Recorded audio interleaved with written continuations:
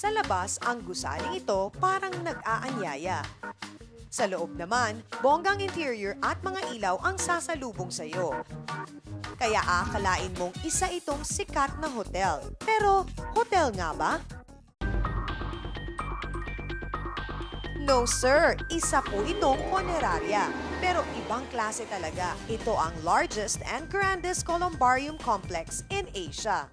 Isang taon pa lamang nang simulan ang operation ng Santuarium Funeral Care Services dito sa Quezon City. This is such an ambitious project, ambitious building, but sulit naman in the sense na we give something new to the people. Ayon pa kay Butch, pangunahin sa kanilang misyon na tulungan ang bawat customer na mabawasan ang bigat ng kanilang pakiramdam habang sila ay nagluluksa. Because this is the second to the final resting place. So we have to provide them with a facility that is so dignified, so solemn, and yet komportable ang family. Sinisiguro raw nilang dekalidad ang serbisyong ibinibigay sa kanilang mga customer. I created this, what I call the tribute center.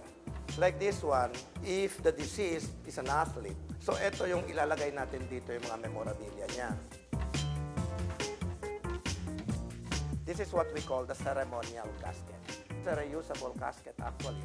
Pinapalitan namin ng interiors after use.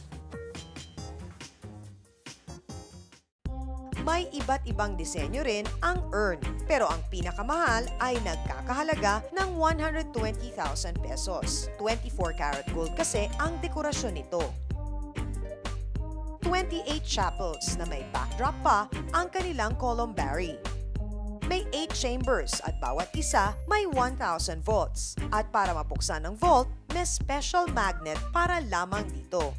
So ibig sabihin, kahit anong magnet ang dalhin nyo, hindi mabubuksan without this magnet. So ito naman yung book type urn. Ito yung talagang designed urn para dito. Pwedeng hiramin ito. Pwedeng iuwi. Halimbawa, birthday niya, o kaya death anniversary. Sabi pa ni Butch, ang Santuarium di lang naman daw puro negosyo, kundi serbisyo na may tunay na pag-aalaga at pakikiramay.